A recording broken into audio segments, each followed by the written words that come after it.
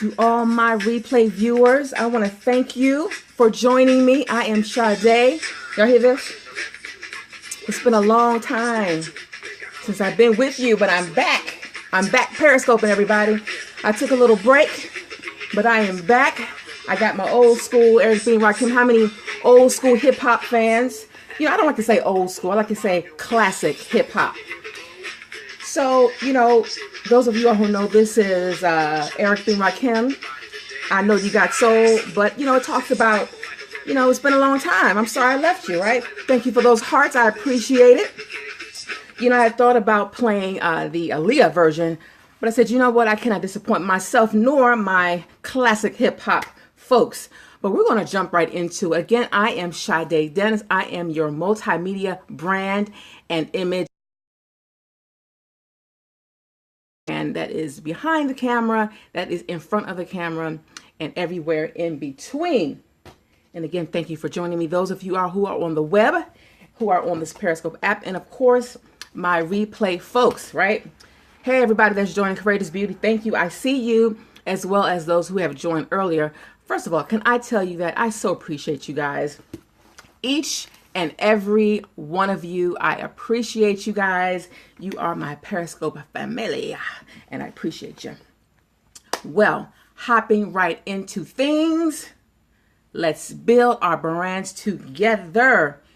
Because why it is important to build our brands? Because listen, if you don't think you have a brand, you do. So why not define it yourself instead of letting others define it for you? All right. Do y'all see this right here? Look at this. Look at this notebook. This is a simple, very simple notebook, right?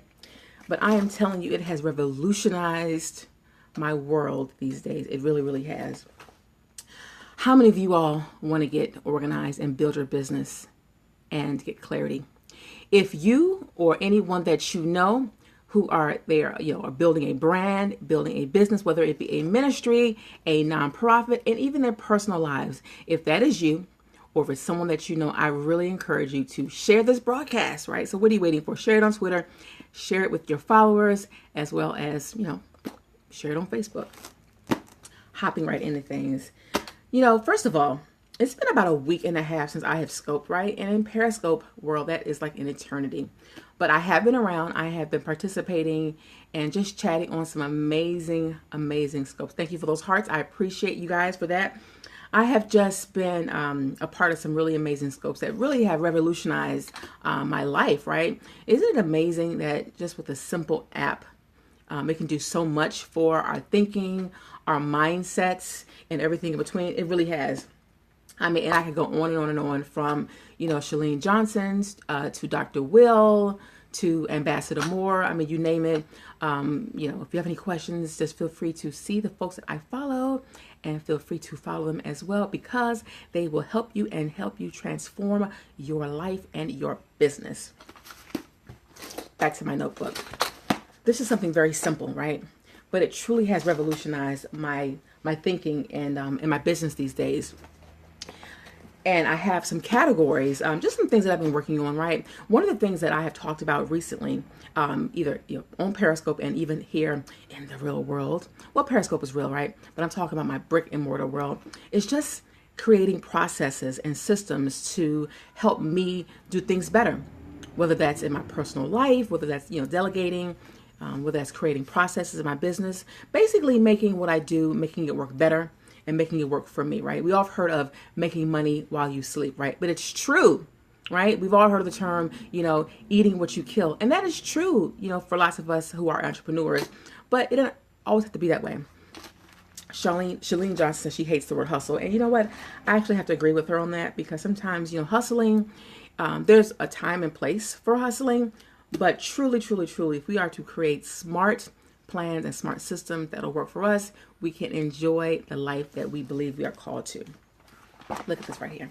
So I want to show you my little notebook. Isn't that nice? I love to draw to Google. See, this is my Periscope folder. And what's so funny is that things that I do, my clients, hey, Dr. Celeste, thank you for joining. This is my folder, Dr. C. And basically, I'm just showing the folks the things that I have been doing to really, you know, help me gain clarity, in my business. And for those of you all who don't know, I love art. I am passionate, art lover.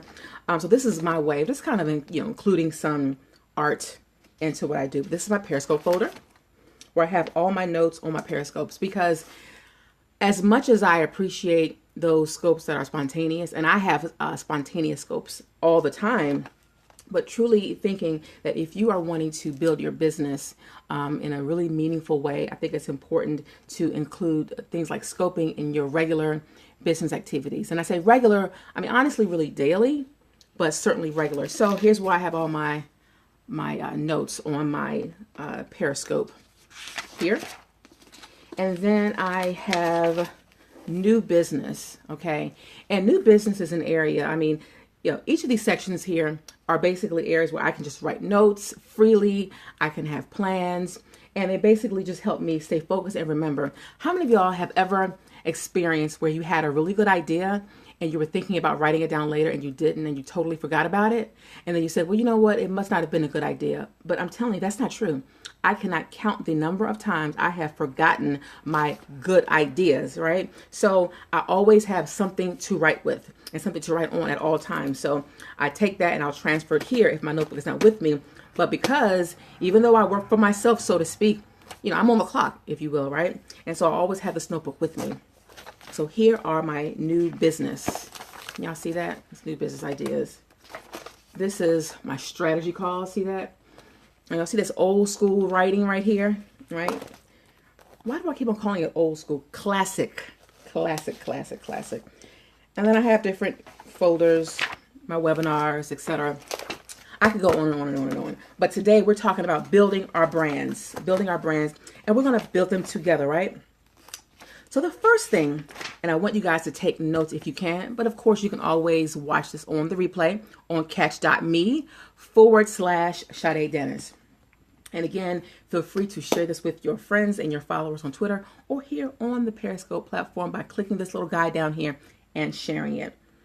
We're going to build our brands together. The first thing I want you all to do is assess where you are. Assess where your business is. There are a few different ways that you can assess this, right? I always take my clients through this this process, but basically you want to figure out what your pain points are, right?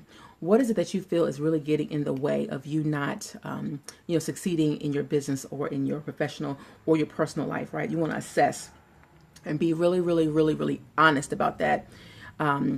If you all have anybody who I like to call sandpaper people, say that a few times. Sandpaper people. They will tell you if you ask. And maybe you may be married to some sandpaper people, right? But truly, they will help you as well, kind of assess where you are.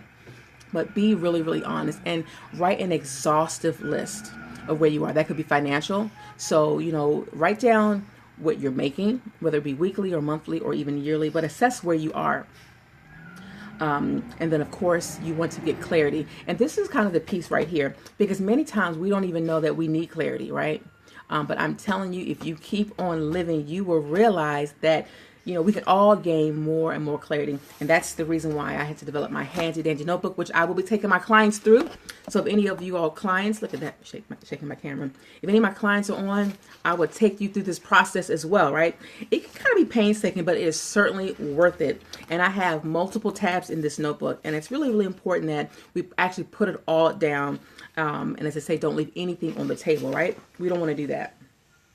We want to get clarity and we want to get organized. What's funny is that, I'm just in this whole process of getting organized. And over the weekend, I had my girls go through their rooms and just, kind of get rid of things that don't fit, things that they don't want. So we can either, give them away, or we can take them to, like the value village or something like that. And, they found so many things that they had not seen in a long, long time. I mean, socks and toys. And they were so happy to find those little items. And took myself through the same process. Went in my car, cleaned that out. My desk. Absolutely. Smart plans and smart systems, Dr. C. It is so true. Systems. And not just kind of doing things ad hoc, right? I know I have been guilty, right? Guilty of just kind of doing things on the fly. And that's really not smart. And here's the reason why.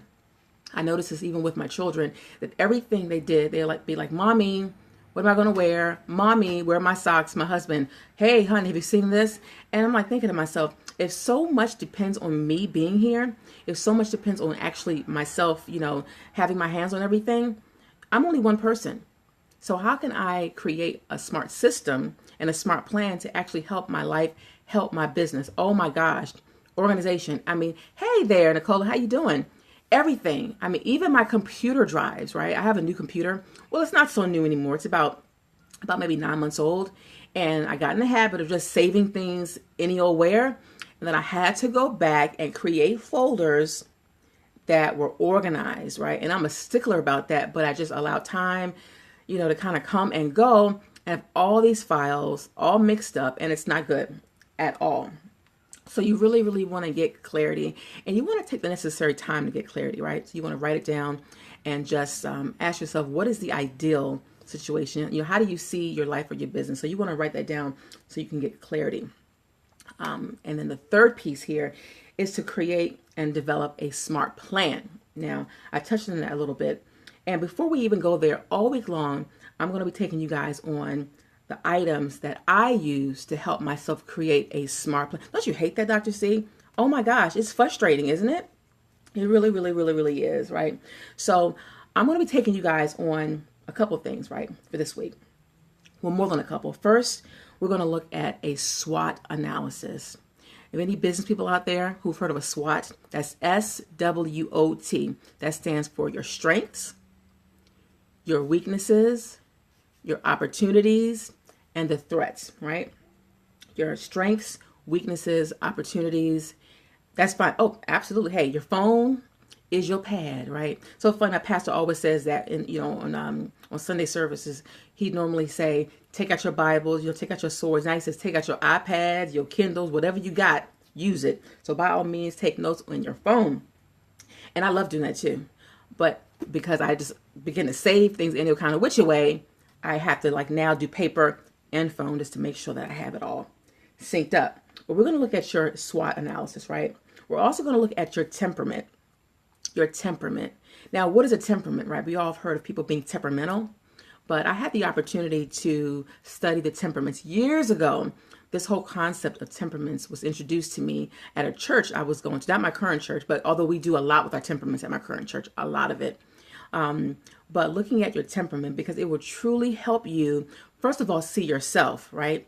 It'll help you see yourself, and it'll also help you dwell well with those around you, right? We've all heard of the term, kind of working with or being around difficult people. But truly, the first thing it'll help you do is to understand yourself, and then be able to help you really navigate and dwell well with those around you who have various temperaments. So we'll look at things like temperaments such as you being a sanguine, a choleric, a melancholy, or a phlegmatic, right? And each of those has their pros and their cons, so to speak, right? We're going to go through that. And we're also going to talk about how to benchmark, right? Because what really annoys me is when people feel like they have to, let's say, copy. You don't have to copy. It's nothing wrong with benchmarking. That is to look at what other people or other organizations are doing in your particular field, right? Seeing what they do, seeing their past performance of success, right? You want to benchmark. You want to see where you want to be, but you don't want to copy, okay? Now, we know there's nothing new under the sun, but you really want to see what makes you unique, but it's okay to benchmark. I benchmark all the time. I see what the greats are doing in my field, right? I see what they're doing, and I see, well, you know what? For one, how do I stack up against them? Not to compare, but to actually just kind of get a baseline, right? To see where I want to be. And also to get inspired, right? To get inspired from being around these people, these systems, and just to kind of see what's going on in my market, right? I don't want to, be guilty of kind of living in a hole and doing things in a vacuum. Thank you for those hearts. I appreciate it. But it's the truth. We want to benchmark, but we don't want to copy, okay? Because I have a colleague, and she has a client, and basically her client doesn't really have any good ideas of her own. And she has the unfortunate habit of, how can I say this in a way that does not make it seem like I am talking bad or making fun, because I'm not. Truly, I'm not. But I don't know if she has the courage to trust herself with coming up with ideas and concepts. I think she's made it really commonplace to borrow without attributing where she got it from. Let's just say that. And the thing about it is, if you do that, first of all, like I said, you may want to really work on you being more courageous, right? And trusting God that you can have ideas and concepts, right? But you don't want to just take something that someone else has, strip it off, and put your name on it, because you're not going to be able to execute the same way, right? I mean, we've seen so many webinars out here. We've seen so many programs. And I'm telling you, if it's not really in you, I mean, if you're not one with your content, it shows. It really shows. And you'll be just kind of dipping and dodging every single where, trying to come up with something that sticks. It's like throwing something on the wall and seeing what sticks. It doesn't come off as authentic, right? People kind of know that it's not really you. And guess what? It sounds familiar, right? It sounds familiar. I mean, those of us who are in the business world, the marketing world, the branding world, that talk about, value propositions, brand propositions, unique selling propositions. I mean, some of the stuff is kind of the same, but again, people will want to come to you because it's you. They want to find out who you are. They want to find out if you are like them, to see if you guys have similar goals or similar, attributes. They want to come and buy from you. They want to know who you are. They want to know what you care about. What are you passionate about? I mean, it's one thing to hop on trends, right? We know there's so many trends. We know that there's so many ways of getting noticed in the market, so many ways of really sticking out. And of course, hopping on trends is a very, very smart strategy, right? You go and see what the trends are. For instance, like on Twitter or anything else, right? You want to see what the trends are, right? What are the really hot hashtags that are out right now, right? You want to be able to hop on that, let people get to know who you are, like you, and trust you. If any of you guys were on Kim Garst's scope this morning, she talked about building like likability and trust, right? People want to get to know you. Then they want to begin to, trust you, right? And then they'll begin to buy from you. So that's all fine. But again, they want to know who you are, right? And there's so many people who have gotten on YouTube, for instance. They have been able to ride the wave, and they first started out with a trend. What's the trend? What's the popular challenge, right? Whether it's the ice bucket challenge or, I don't know, the planking challenge or any of those kinds of challenges.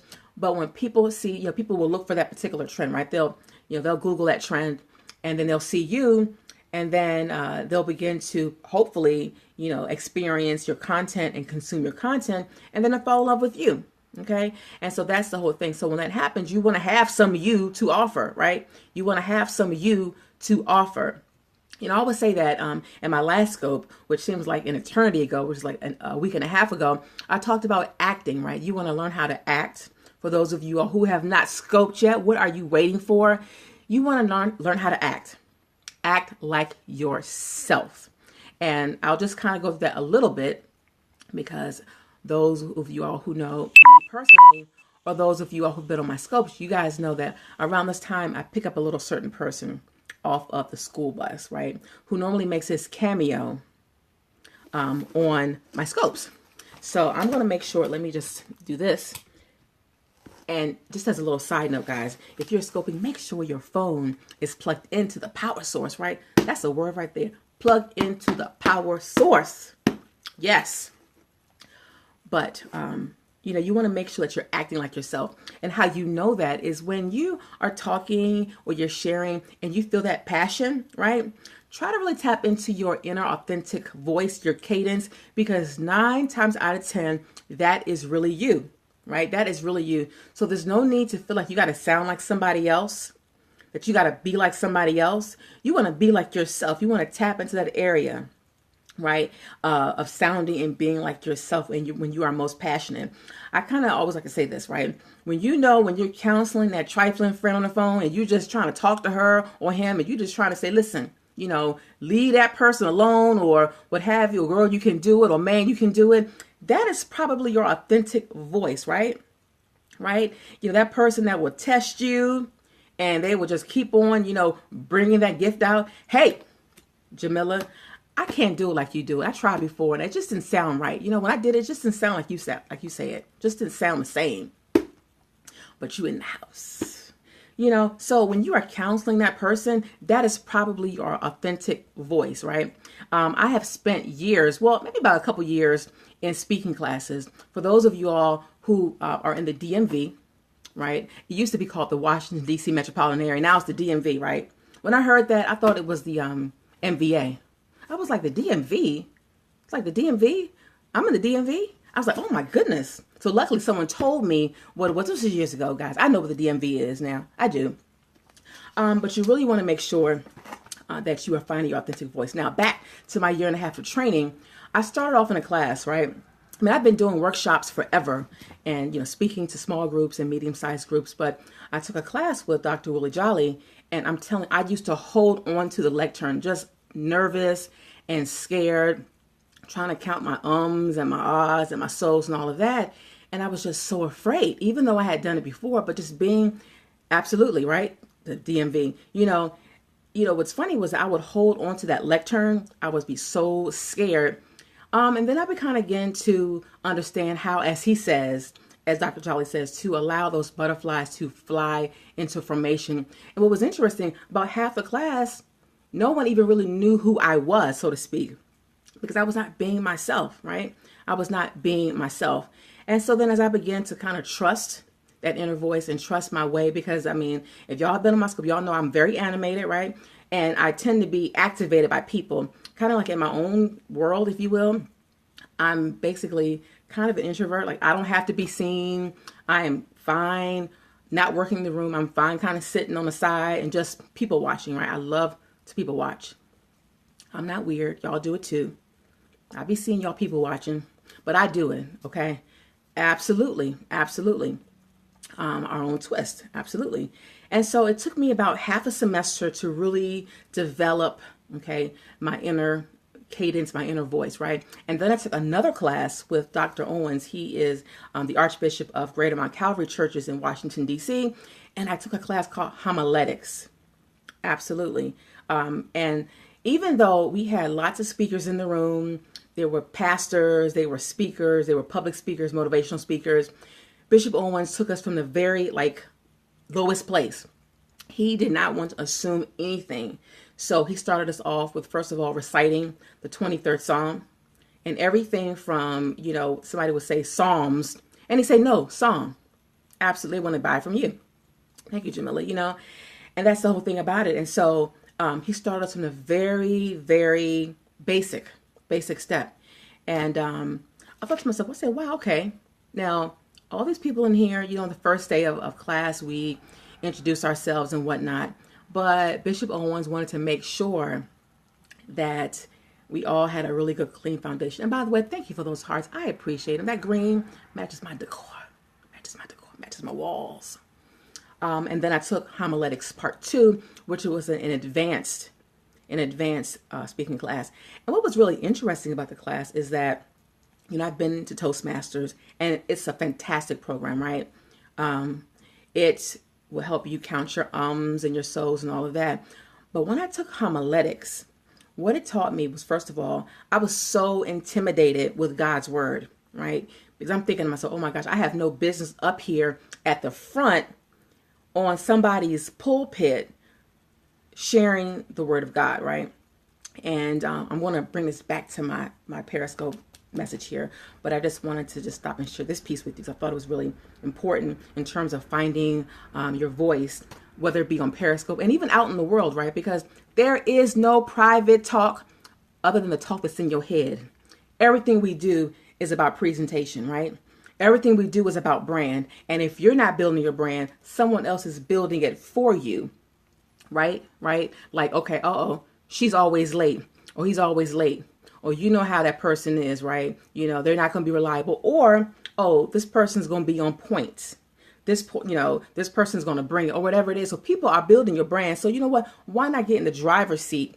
Okay, you want to be able to not control, but you really want to manage well, right? You want to manage well your brand and your public presence, your public presentation, if you will, right? Because again, there is no talk that is private other than the talk that's in your head.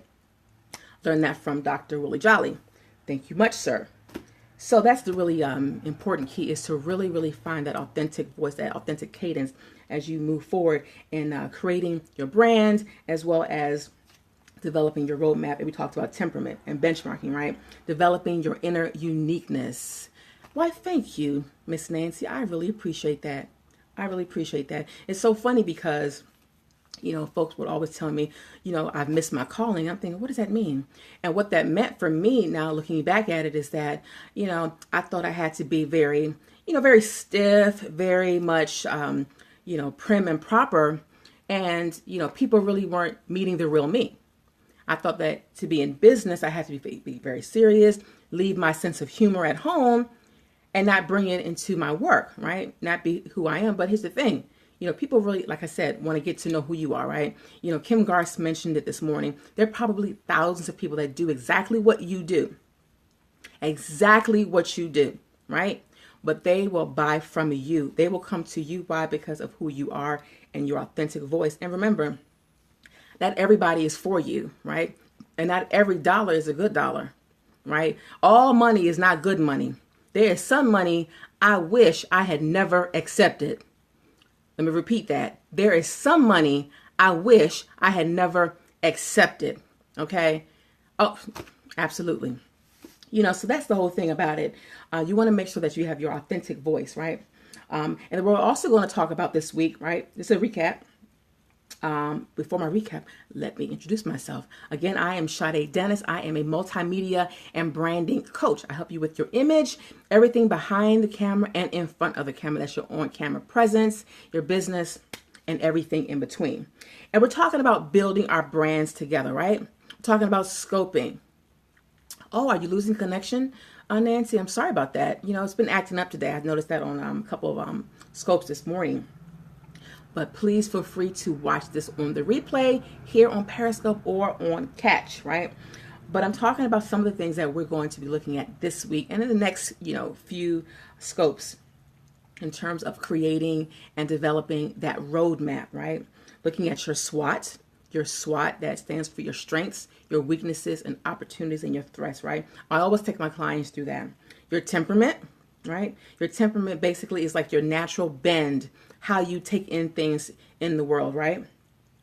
Benchmarking, as well as identifying your uniqueness, right? Which is your value proposition. Some call it your unique selling proposition. Some call it your brand position, right? All those different things is looking at what makes you different versus, your competitors, if you will. And we're also going to talk about the power of the tongue. The power of the tongue. This is so key. There was a week, just to kind of get into some of that, there was a week where I was so tired. I was so exhausted, right? And I said, oh, Lord, I need some time off. I just want to break. Right? That's what I said. And that week, and again, this is kind of when I didn't have any systems in place, right? My website was not making any money. I didn't design it that way, right? My website was basically just like, an online brochure. This is who I am. This is what I do. This is my phone number. And if you want to email me, you can email me, right? My website was not a machine. And so anyway, so everything I did, it was like I ate what I killed, right? I ate what I killed. And I said, oh, I'm so tired. Well, you know what the power of the tongue did? That week, I didn't have any clients. That week, I didn't bring in any money. That week, nothing. All business had came to a stop. Now, did I need the rest? Of course. Okay. But how many of y'all know that we can still get our rest and we can still generate income, right? With smart systems and smart plans, right? And the funny thing about it was, well, it wasn't funny then. Okay. It's not even funny now, really. I made $40 that week. And I was happy to get that. $40 that week. Because why? I had already spoken that thing out. I am so tired, Lord. I need a break. Now what I say is, you know what? I'd really love an afternoon off. I'd really love an afternoon off. And first of all, I can just schedule it that way, right? But I say, you know what, Lord? It'd be nice. I need a couple hours just to kind of chill. A couple meaning two. A few meaning three. Not just, oh, I'm so tired. I mean, I wasn't practicing gratefulness or anything. I'm so tired, right? And God gave me what I asked for. God gave me a whole week of nothing going on. So I'm very mindful of